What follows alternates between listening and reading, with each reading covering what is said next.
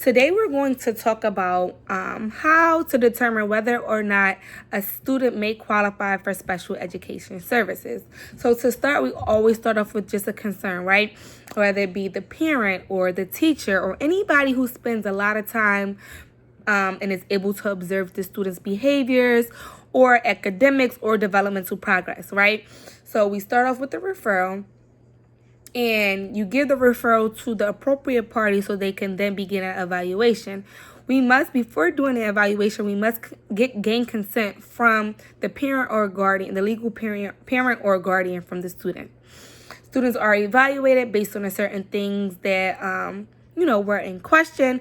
After the evaluation, we are then able to determine their eligibility, right? So whether the student qualifies for the services or the student may not qualify for the services. If a student does qualify for special education services, it is up to the special education teacher and team to create an IEP on the student to determine what their strengths and weaknesses are, come up with some goals based off data that was used during assessments and evaluations. After that, you then start acting on those goals, the things that the students may need to work on, and that's whether it being a special ed teacher pulling the students out of class for extended support or pushing into the class for extended support.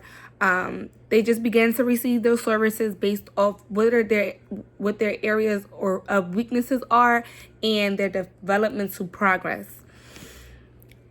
As far as this general education teacher, when it pertains to students who qualify for the special education services, their job is to be able to collect data after observing a student, talk about their how they contribute to the class environment, their learning styles, their behavior, academic performance, and the things that they were able to witness in a typical classroom setting.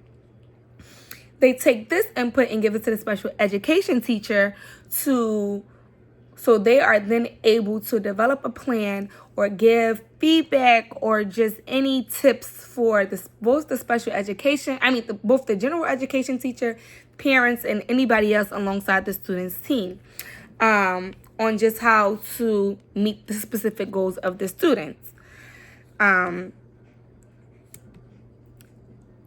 It is important to take into consideration the different things like their language. So if a student is an English language learner, they might have a barrier there, and they might need some accommodations based off their language barriers or cultures. Because students are coming from all over, it can also affect how a student approaches test taking and problem solving, and just can overall affect their developmental performance.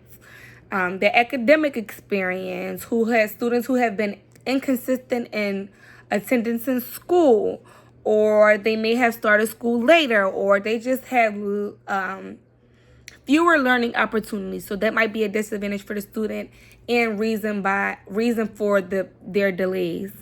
Family background, their home environment, whether they're in a safe environment or a chaotic environment. These are all things to take in accountability when determine whether or not a student qualifies for education services and the correct services that the student needs to be provided.